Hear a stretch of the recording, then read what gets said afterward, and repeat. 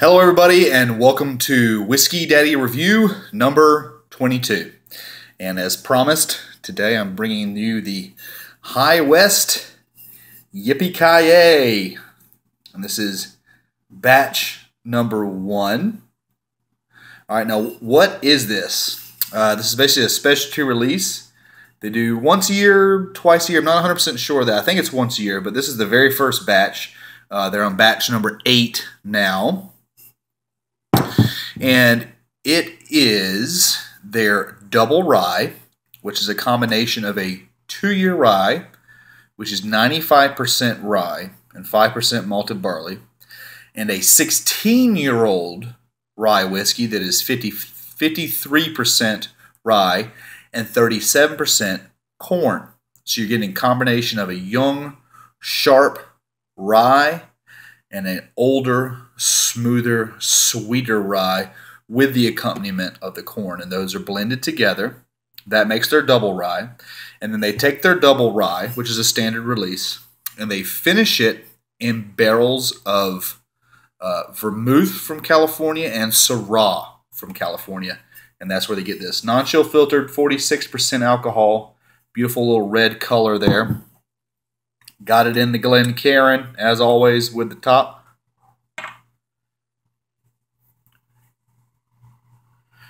This is a neat pour. On the nose, Fusty Warehouse. Cherries. Leather. Black currant. Black cherries. Beautiful oak. There's that little bit of that pickle note, that rye note in the background that I get. Definitely a sweet floral note to there. Almost smells like a red rose. Beautiful nose. You can smell that all day.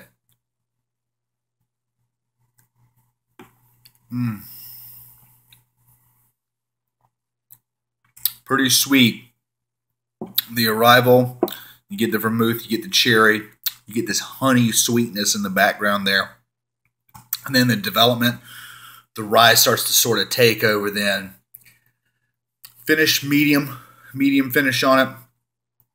And that's when you start to get some of that Fusty wood, that cellar note that's in there. It's pretty sweet. It's dangerously drinkable.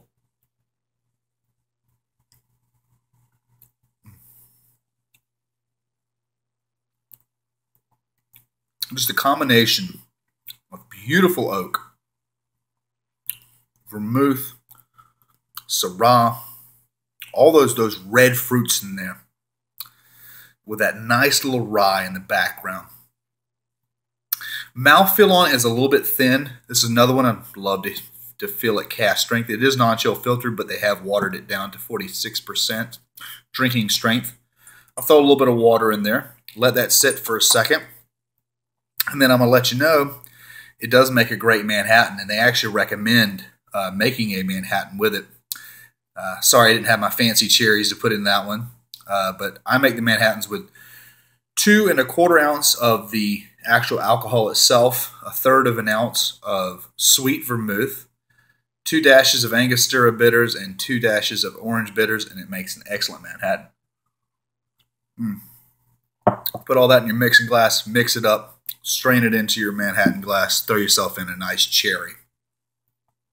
Man, that's good. That's some really good stuff. All right, with water. The water brings out a little bit more of the wood, and a little bit more of that older rye is able to exert itself. I'm definitely getting some deeper, darker notes in there. A little bit of leather, a little bit of tobacco. The nose is gorgeous. It's worth getting a bottle just for the nose. And that little bit of water, it just brought that maturity out. Oh, it's beautiful. Definitely brought up the notes of leather and tobacco, even in the palate.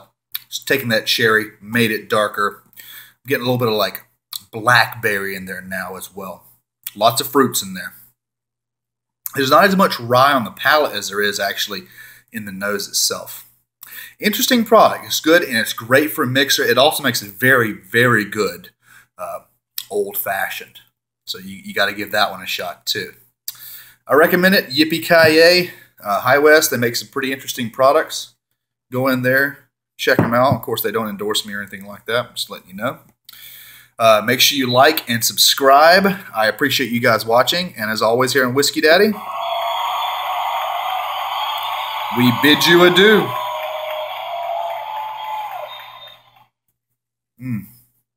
See you next time.